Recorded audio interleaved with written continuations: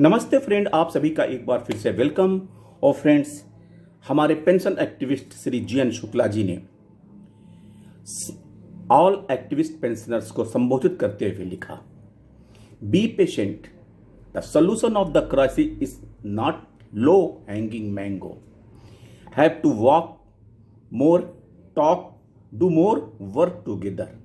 Yes, we are on the right path, but the path is not easy. There are many pits and deep trenches on the way. It is easy to fight the enemy, but it is difficult to fight traitors. Pensioners have to fight on two fronts. The first front is against the loved ones who have become traitors. The second is against the management, which has come down on dishonesty, bent upon to abandon the legal agreements, regulations, understandings, labor laws of the country. All out efforts are being made at all levels, be it courts or administration. The biggest point at the pensioner side is that they are in such phase of life where they do not have time to wait.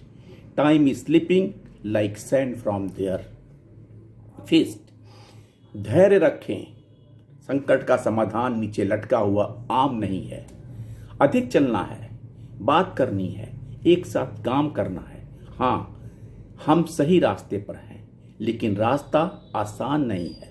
रास्ते में कई गड्ढे और गहरी खामियां हैं। दुश्मन से लड़ना आसान है, लेकिन गद्दारों से लड़ना मुश्किल है। पेंशनरों को दो मोर्चों पर लड़ना पड़ रहा है। पहला मोर्चा उनके खिलाफ है जो गद्दार बन गए हैं। दूसरा प्रबंधन के खिलाफ है जो बेईमानी पर उतारू हैं।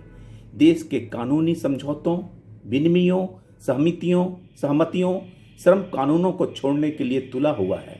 सभी प्रयास सभी स्तरों पर किए जा रहे हैं, चाहे वह अदालत या प्रशासन हो। पेंशनर की सबसे कमजोर बिंदु यह है कि जीवन के ऐसे चरण में हैं जहां उनके पास इंतजार करने का समय नहीं है। समय उनकी मुट्ठी से रेत की तरफ फिसल रहा है। सबसे बड़ा हमारे साथ जो कमियां हैं पेंशनर्स की, जो सर की शुक्ला जी ने कहा कि हमारे पास समय नहीं है, इंतजार करने के लिए वक्त नहीं है और समय निकला जा रहा है। लेकिन लड़ाई आसान नहीं है, लड़ाई कठिन है, लेकिन धैर्य रखना जरूरी है। थैंक यू फ्रेंड्स, नमस्ते।